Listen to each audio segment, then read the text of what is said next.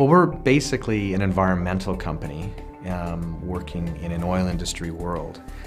So what our equipment would do is we would contain and then recover the oil from the surface of the water. So we've been involved in many oil spills, go back to the Exxon Valdez in Alaska, and now most recently the BP oil spill in the Gulf of Mexico.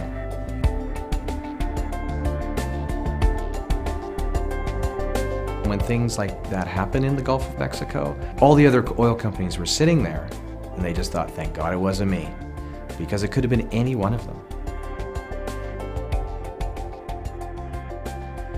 We went to EDC and we said, hey, we've got some fairly significant purchase orders here from British Petroleum for the oil spill down in the Gulf. We really want to help out. We've got equipment.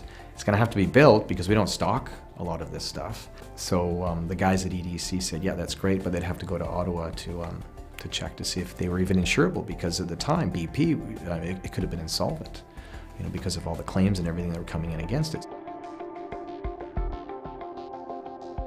EDC had taken a position that we didn't want to cover any new coverage to British Petroleum, and any old coverage was taken out. So the stance was that we didn't want to cover it from a CSR perspective.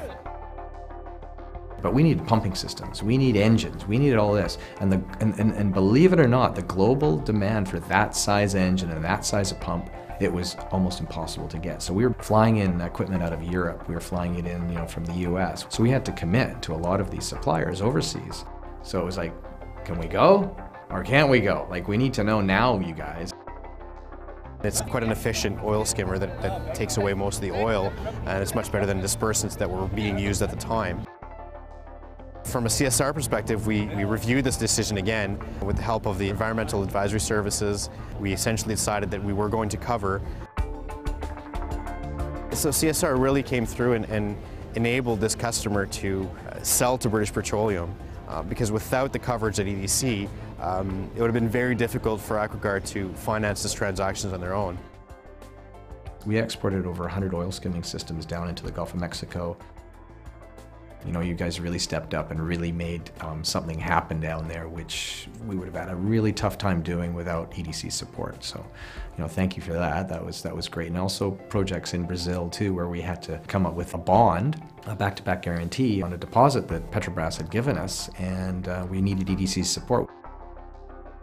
When EDC has a pull relationship with a client, it really helps a small business because they don't necessarily have the backing to finance a purchase for their buyer.